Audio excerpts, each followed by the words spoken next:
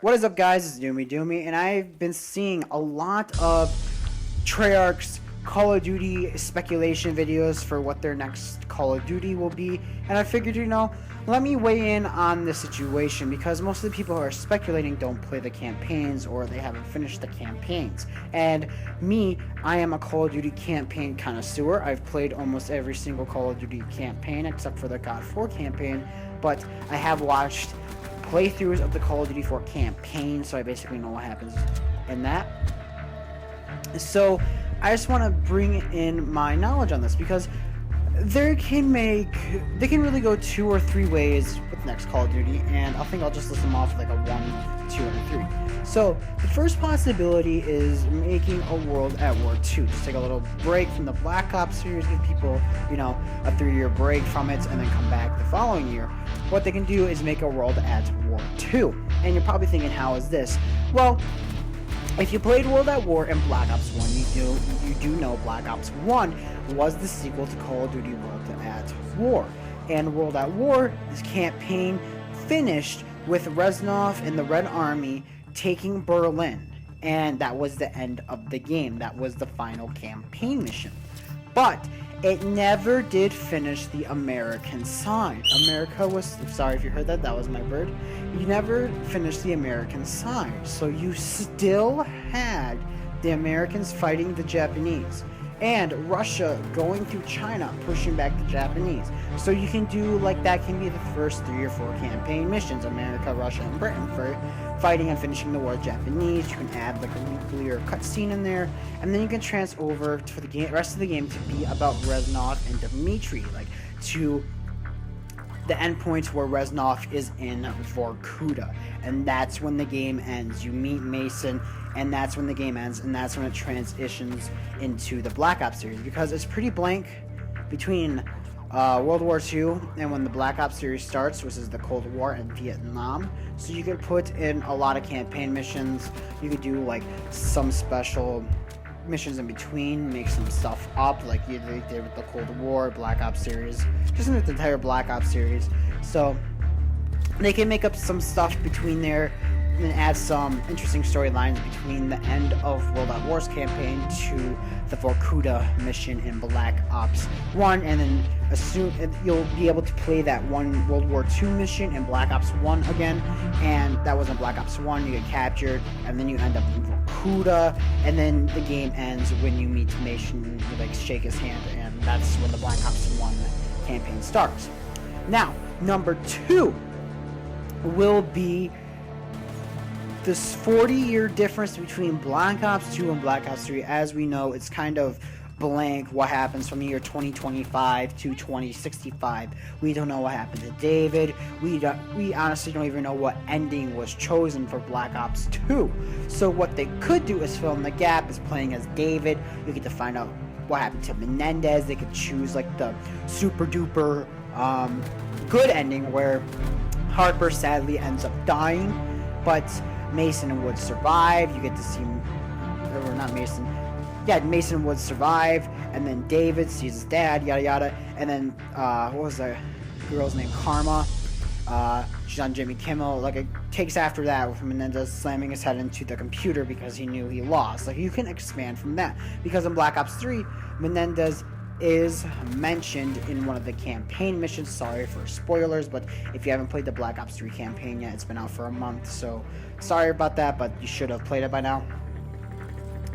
So he's mentioned, and you could build off of that, because that's 40 years. You can be playing as David Mason and be wow, technology is growing really fast, things are changing, and then you could have him as a kid, and then you can play as a kid for a couple of missions, maybe the year 2050, or just some other character, but connect it from that. Start off the game as David Mason, and you find Menendez, because Menendez tells him to study some quantum mechanics or quantum physics or something at the end of the Black Ops 2 campaign, if you let him live, so he can probably meet up with Menendez, discuss that with him. It's just a lot of opportunities can be opened up from that, because I know the main war is with Menendez, but I think China was having problems too. CIA and Navy SEALs, I don't think we're working 100% with China, and you still have those terrorist groups where Menendez was, because I believe the Navy SEALs were working for some terrorist groups to take down Menendez, so you could always work off that. So it's a lot of opportunities. And I did lie because I just thought of another campaign idea for another Treyarch game. So this will be number 3, and the last idea I originally came up with number 4. So this is number 3. In the really good ending in Black Ops 2, you end up saving Mason, and Mason was alive. So what you could do is just have it where Mason's explaining to David where he's been for all these years. You can have like a whole campaign about Mason, and then just had that be it. Because a lot of us in the campaign community really did love Mason, and were really upset when Mason died, when we thought he was dead in the campaign if you shot him in the head, but if you shot him in the legs, he survived. So you could always make the campaign off of that. Just talk about Mason, where he has been for, 30 years or 50 years, however long, and just explain his story.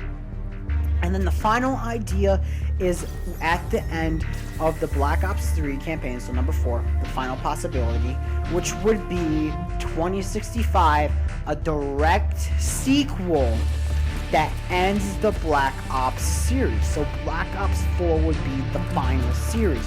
Because if you beat the campaign and you remember at the end, your character says, or that soldier comes, what's your name? Soldier, what's your name? And then your character says Taylor. So now Taylor is in control of your mind or something, or this whole time you've been Taylor.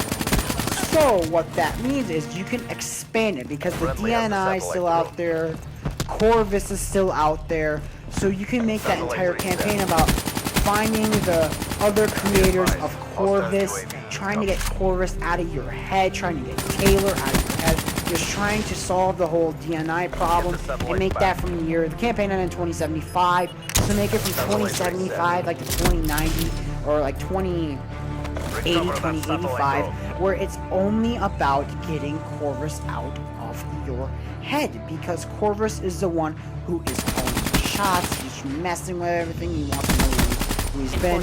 And I know you destroyed the 3 hearts, but I feel like they left an open gap where the Black Ops 3 ending, it can go any way. Sorry for my bird again, but she likes it when I do hand motions, and when I do my commentaries, I do hand motions. So you could always make the Black Ops 3 campaign about Corvus. And those are just my ideas where Treyarch could go. Now, based off it, you would be having World War II setting, you could be having a modern day shooter setting, or you could have or there'd be 2 futuristic settings for the Call of Duty games. So Treyarch really has an open alley of what they can do, but those are all my speculations for Treyarch's next game. Let me know in the comment section if you think I am right, or any of the ideas are possible. And Kai, that's my bird's name, is saying goodbye, and put down your theories as well in the description below. This is Doomy saying out. Peace, and have a fantastic day.